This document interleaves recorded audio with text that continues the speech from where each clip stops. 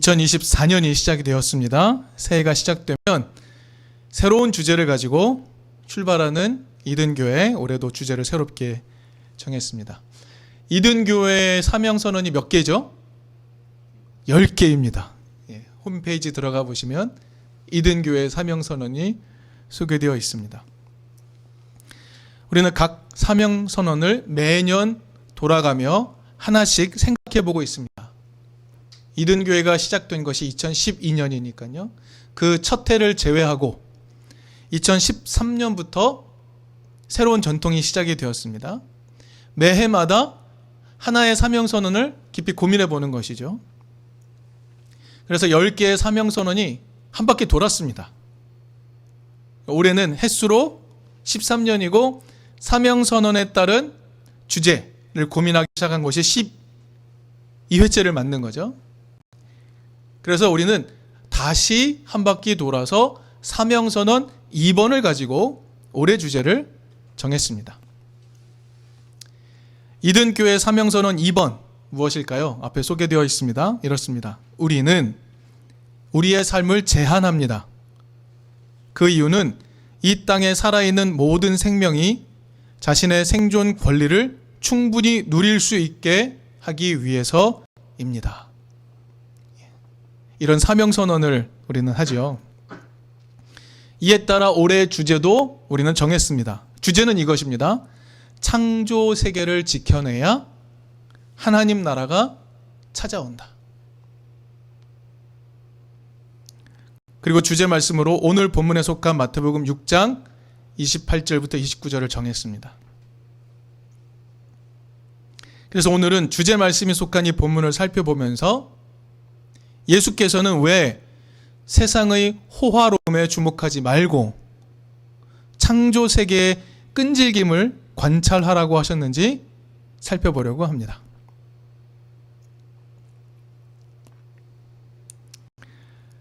오늘 본문은 우리가 잘 들어서 알고 있는 소위 산상수훈에 속한 말씀입니다. 이 말씀을 듣는 대상은 누구일까요? 우리가 매우 중요하게 여기죠. 본문이 있을 때 그 본문의 위치에서 이게 누구에게 들려지고 있는 이야기인지 살펴보는 것은 매우 중요합니다. 누구일까요? 이 말씀을 듣는 대상은요, 예수를 따르기 위해 나섰던 초기 제자들입니다. 초기 제자들이라면 누구인가요? 베드로, 안드레, 야고보, 요한입니다. 오늘 본문이 있는 마태복음 6장 앞으로 조금 거슬러 가서 마태복음 4장 18절부터 22절까지 보면요, 이 사람들의 직업이 무엇인지 소개가 됩니다. 이들의 직업은 무엇입니까? 우리가 잘 알고 있듯이 어부입니다. 어부라는 직업은 어떤 직업이었을까요?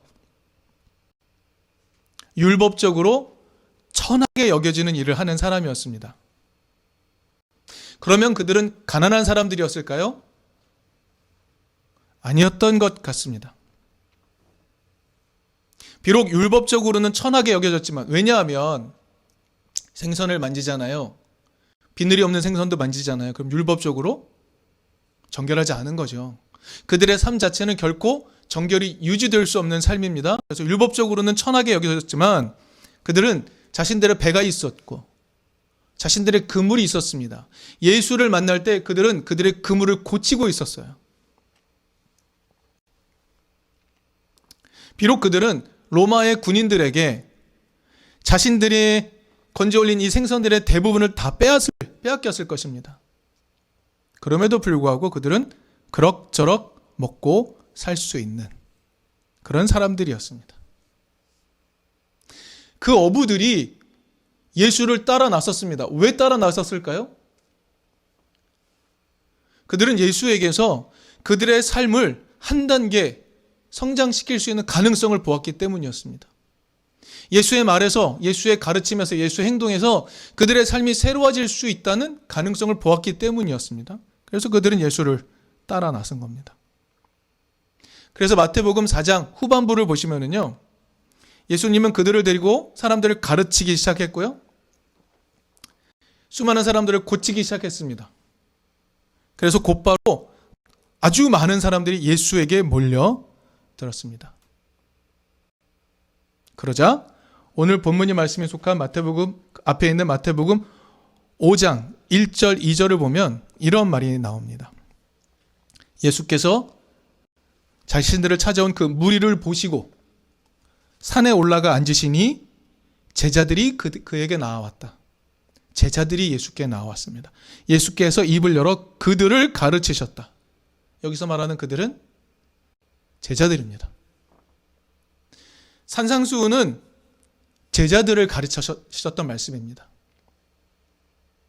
예수를 따르는 것이 무엇인지 고민하기 시작한 제자들에게 가르치셨던 말씀이 산상수훈이라는 거죠. 자, 지금까지가 이 산상수훈의 가르침을 이해하는 사회적 배경입니다. 5장부터 7장까지를 산상수훈이라고 부릅니다. 이 산상수훈의 한복판에 무엇이 있을까요? 성경 가지고 계신 분들 한번 쭉 살펴보시겠어요? 무엇이 있습니까? 그 핵심에 주기도문이 있습니다. 가르침 핵심에 이렇게 기도하라고 가르치신 주기도문, 주의 기도가 있는 겁니다. 그리고 오늘 본문에도 속해 있죠. 마태복음 6장 33절.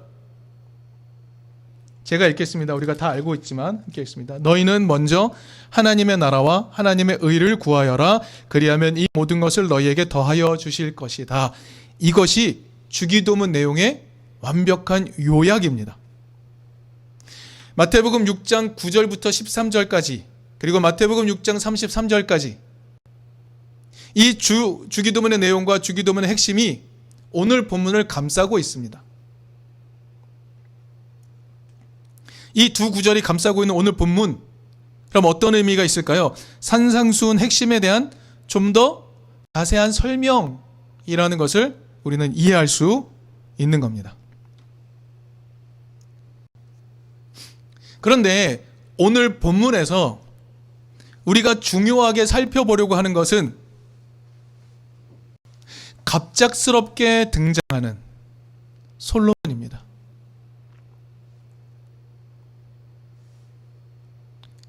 예수님 말씀 이렇게 표현하고 있죠. 온갖 영화로 차려입은 솔로몬, 이 예수님의 말씀 속에 등장합니다. 매우 중요한 맥락에서 등장합니다.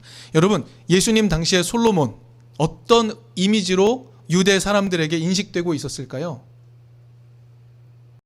솔로몬은 당시 유대인들에게 어떤 이미지로 소비되고 있었을까요? 여러분, 오늘 본문을 보시면서 이런 의문을 가진 분 계실 수도 있습니다. 이든교회는 원래 주중에 묵상한 말씀 중에 한 구절을 가지고 주일에 나누죠. 그게 우리의 전통이죠. 근데 목사님, 오늘 구절은 이번 한 주간 동안 있었던 본문이 아니잖아요 라고 질문하실 분이 계실지도 모르겠습니다. 이유를 오늘 지금부터 설명할 수 있습니다. 이번 주 본문 중에 열왕기상이 있었습니다. 열왕기상 10장. 거기를 보면요, 솔로몬을 소개하고 있는데요, 솔로몬을 대단한 일을 해낸 인물로 소개하고 있습니다. 비록 역사적으로 고고학적으로 추적할 수는 없습니다만 성경은 그렇게 소개하고 있습니다. 솔로몬을 어떻게 소개하고 있냐면요, 바로의 딸을 아내로 맞아들여서 힘을 과시했다, 이런 느낌으로 기록이 되어 있고요. 여러분, 일천번제라고 들어보셨죠? 여러분, 일천번제는 1000번 제사를 이거 아닙니다. 네. 일천말이일 수도 있고요, 완벽한 제사일 수도 있고요. 어쨌든 진짜 종교적 열정을 가지고 드렸던 예배로 표현되는 번제를 드릴 만큼 종교적 열성이 가득했습니다. 그런 인물로 소개되죠.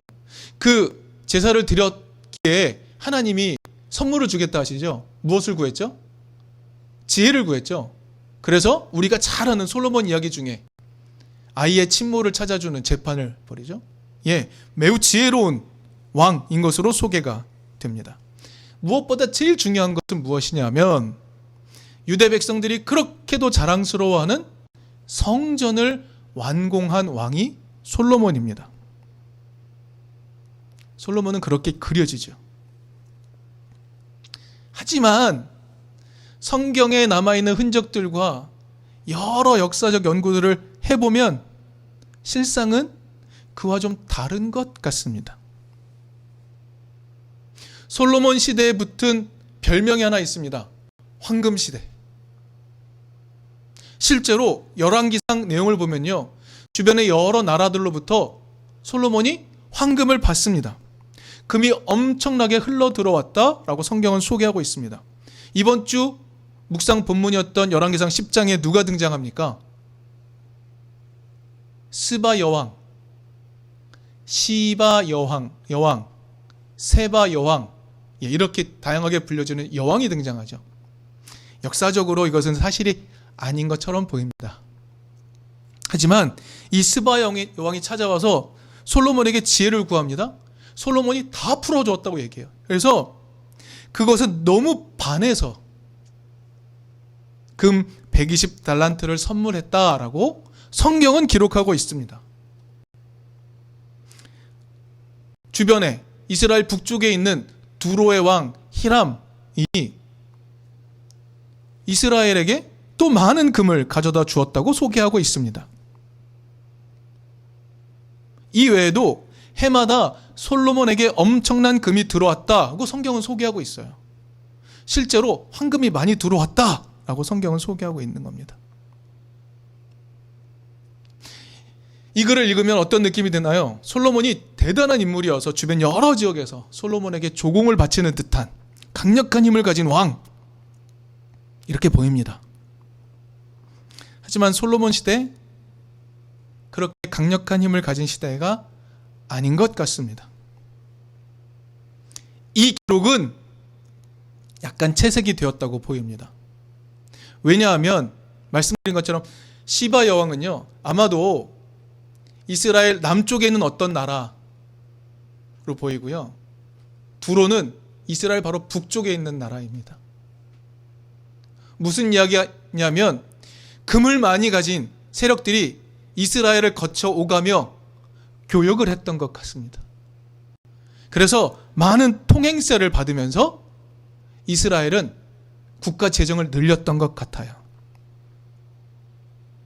교통의 요충지인 이스라엘, 그 이스라엘이 주변으로부터 받는 통행세 같은 수입 있었겠죠. 많았을 겁니다. 그런데 마치 솔로몬이 부강한 나라를 이루었다, 힘 있는 나라를 이루었다는 것을 설명하는, 그런 치적을 설명하는 것으로 성경은 기록하고 있는 겁니다. 그런데요,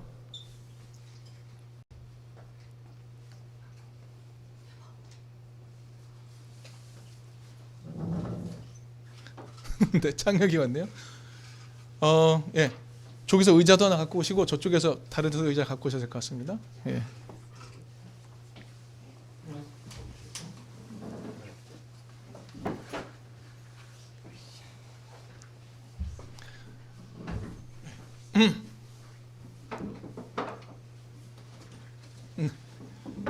창혁 들어가서 앉으세요.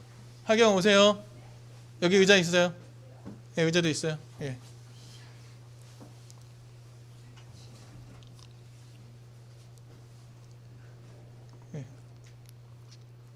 오세요. 네.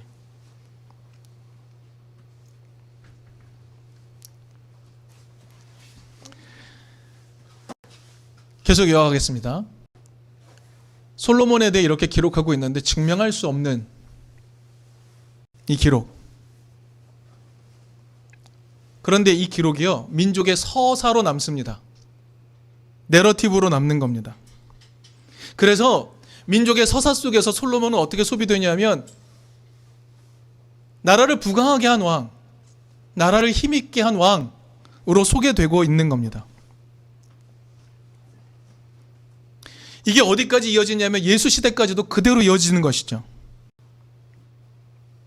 그래서 예수 당시에도 사람들은요, 솔로몬 시대야말로 자신들에게 있어서 가장 이상적인 시대를 설명하는 대명사처럼 여겨졌던 겁니다. 솔로몬 시대 하면 추억하는 겁니다. 아, 우리가 좋았던 시대라고 추억을 하는 것이죠. 여러분, 각 나라마다 그런 서사들이 있죠. 우리에게는 어떤 서사가 있습니까? 우리 근대로 돌아볼까요? 현대로 돌아볼까요? 어떤 서사가 있습니까? 박정희에 대한 서사도 있습니다. 그보다 좀 더 앞으로 넘어가면 이승만에 대한 서사도 있습니다. 그보다 좀 더 앞서가면 친일파에 대한 서사도 있습니다. 일제시대가 우리나라를 근대화시켰다 라고 말하는 시대의 서사들이 있습니다. 그때를 이상적으로 여기고 있는.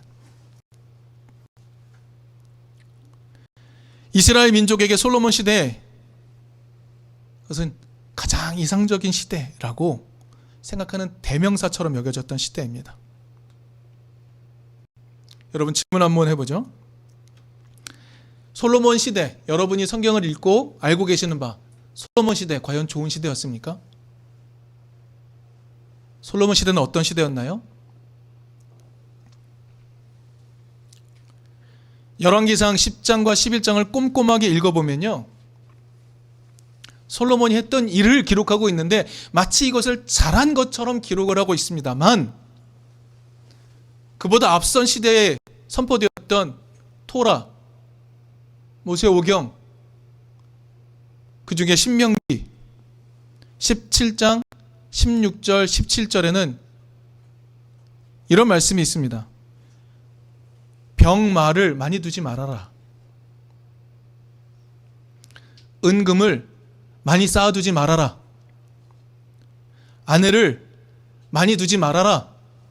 라고 신명기서에서는 야훼 하나님께서 이미 말씀하셨다라고 선언하고 있습니다. 그런데 열왕기상 10장 11장은 어떻습니까? 열왕기상 10장 11장에 솔로몬이 한 행적들을 볼까요? 그 행적들에는 그것과 완전히 반대된 일을 하는데 마치 잘한 것처럼 소개합니다. 솔로몬은 병마를 많이 두었습니다. 은금을 많이 가졌습니다. 아내를 1000명을 두었다라고 성경은 기록하고 있습니다. 그것도 모자라 솔로몬은 자신의 이스라엘 백성들을 노예처럼 부렸습니다. 결국 그게 나라가 갈라지는 이유가 되죠. 완벽하게 영화로웠지만 완벽하게 반하나님 나라였습니다. 그런데 사람들은 그 시대를 추억하며 좋았던 시대라고 기억을 하고 있는 것이죠. 예수를 따라 나섰던 제자들도 마찬가지였을 것입니다. 솔로몬, 그렇지, 영화로운 시대를 만들어낸 우리의 영웅이라고 생각하고 있던 것 아닐까요? 그래서 예수가 갑자기 산상수훈 안에서 솔로몬 얘기를 꺼낸 것 아니실까요? 예수님은요, 이런 생각에 일침을 가하고 계십니다. 오늘 본문에 이렇게 말씀하시죠. 온갖 영화로 차려입은 솔로몬도 이 꽃 하나와 같이 잘 입지는 못하였다. 온갖 영화로 차려입은 솔로몬의 시대도 이 꽃과 같은, 이 꽃 하나가 입은 것 같은 아름다움을 갖지 못하였다라고 말씀하시는 거죠. 예수는요, 당시 유대 사람들이 가진 솔로몬에 대한 이미지, 그것을 결코 긍정적으로 보지 않으셨습니다. 그가 누렸던 세월, 사람들은 그것을 추억하며 아, 그때 영화로움, 사람들이 꿈꾸는 세계가 있죠. 그런데 그 세계는 창조 세계의 꽃 한 송이보다 못한 것이라고 말씀하고 계십니다.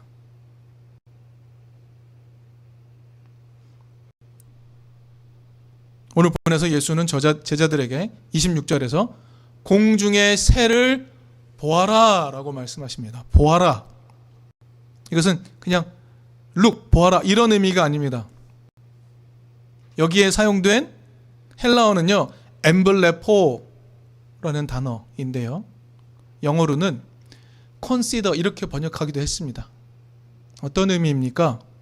깊이 관찰하고 살펴보고 고민하라는 거예요. 여러분, 새를 보면서 관찰하고 살펴보고 고민할 게 있습니까?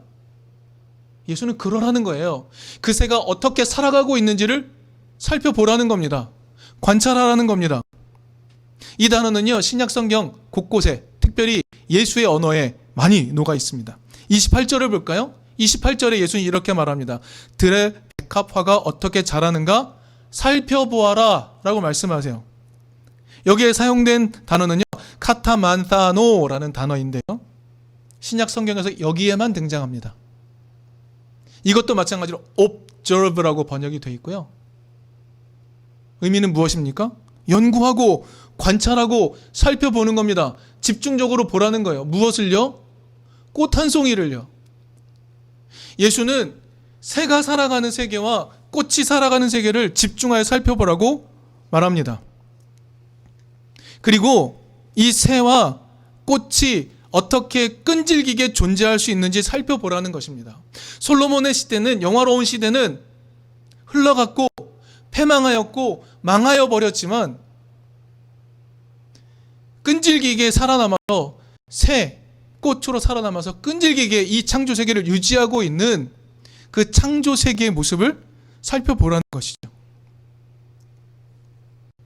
누가 유지하고 있는가? 어떻게 유지되고 있는가? 그래서 연구하라는 겁니다. 여러분, 이 구절은요, 24절의 맥락에서 바로 이해해야 됩니다. 24절 제가 읽어드리겠습니다. 아무도 두 주인을 섬기지 못한다. 한쪽을 미워하고 다른 쪽을 사랑하거나 한쪽을 중히 여기고 다른 쪽을 업신여길 것이다. 너희는 하나님과 재물을 아울러 섬길 수 없다. 그리고 오늘 본문이 시작이 되는 거잖아요. 하나님과 만몬을 아울러 섬길 수 없다 라고 말씀하시면 오늘 본문이 이어지는 겁니다. 여러분, 우리 내면을 한번 돌아봅시다. 우리는 하나님과 만몬을 겸하여 섬기고 있지 않습니까? 우리는 하나님과 만몬을 아울러 섬기고 있지 않습니까?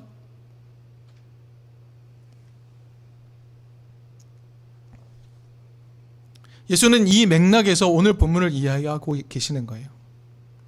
지금 예수의 말씀을 듣고 있는 존재가 누구라고 말씀드렸죠? 제자들이라고 말씀드렸습니다. 제자들, 가난과 부유함의 어느 중간쯤에 위치한 존재입니다. 제자들은요, 하나님의 길에 대한 깊은 희망이 있었어요. 그래서 예수를 따라 나섰죠. 하지만 그들은 여전히 솔로몬의 부유함의 시대를 정신의 지주로 삼고 있는 것일 수도 있습니다. 그들은 그랬을 수도 있습니다. 그래서 예수는 자신을 따라 나선 제자들에게 이렇게 말씀하시는 거죠. 가장 약해 보이는 공중의 새, 가장 약해 보이는 들의 핀 꽃, 그들의 생명을 끈질기게 유지하는 분이 누구신지 살펴보라는 겁니다.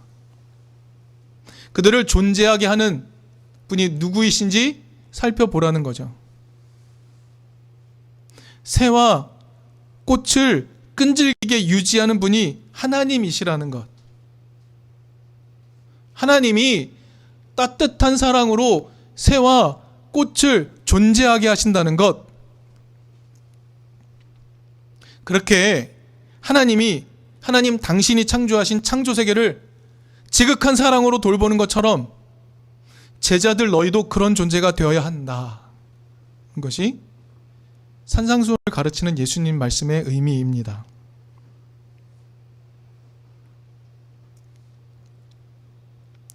사람들의 먹을 것, 마실 것, 입을 것에 대한 걱정을 해결해주는 가치관은 무엇입니까? 오늘날 먹을 것, 마실 것, 입을 것에 대한 걱정이 있죠? 그것을 해결해주는 가치관을 무엇으로 삼고 계십니까? 솔로몬의 부유함 같은 것입니까? 여러분, 우리의 먹을 것, 마실 것, 입을 것, 우리 손에 쥐어진 만몬이 해결해 줄까요? 우리가 많이 가지면 잘 입고 잘 먹고 잘 마시는 걸까요? 아니면 영화로운 시대를 만들어낸 그 시대의 영웅을 숭상하는 태도, 그 태도가 우리에게 먹을 것, 마실 것, 입을 것을 가져다 준다. 맞습니까? 예수는 그렇지 않다고 말씀하시는 것이죠. 연약해 보이는 창조 세계를 하나님이 끈질기게 돌보고 계신다. 연약한 창조 세계. 하나님은 지극히 연약한 생명을 존재할 수 있도록 지극한 사랑으로 돌보고 계신다. 그래서 세상이 유지되는 것이다. 하나님의 사랑을 닮은 태도가 예수를 따라온 무리들의 삶을 지탱해 준다 라는 것을 예수님은 제자들에게 가르치고 계신 것입니다. 여러분, 지금 우리가 예배 시작 전에 항상 우리의 생각, 우리를 사로잡고 있는 것들을 떠나보내는 시간을 갖죠. 여러분, 지금 우리를 사로잡고 있는 걱정, 그것은 어쩌면 지금 여기를 충실히 살아내는 것을 고민하기보다 내일 어딘가에서 일어날 알지 못할 일에 대한 두려움, 걱정, 그것으로 가득 차 있을지도 모릅니다. 오늘 이 순간을 충만하게 살아가는 것에 대한 관심보다는 내일 그때 그 일이 벌어지면 어떡하지? 그 일이 일어나면 어떡하지?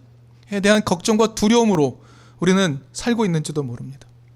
우리는 지금 여기에서 사랑과 평화로 함께 공존하는 법, 그것을 익히는 것보다 공포, 두려움으로 걱정하는 법을 배우며 살고 있는지도 모릅니다. 여러분, 우리의 삶을 가장 든든하게 세워주는 토대를 무엇이라고 생각하십니까? 우리의 삶을 세우는 가장 든든한 토대는 무엇입니까? 돈입니까? 성공입니까? 지금 우리의 내면을 한번 살펴보시죠. 무엇이 여러분의 삶의 가장 든든한 토대라고 생각하십니까? 예수가 제자들에게 말씀하시는 것은 이것입니다. 가장 연약한 창조 세계를 끈질기게 돌보시는 하나님, 그 하나님의 사랑을 오늘 우리의 삶에 구현해 나가는 것, 그것이 우리 삶의 가장 든든한 토대라고 말씀하시는 겁니다. 사랑하는 이등교회 교회 여러분, 올 한 해 우리가 그것을 경험해 갈 수 있기를 바랍니다.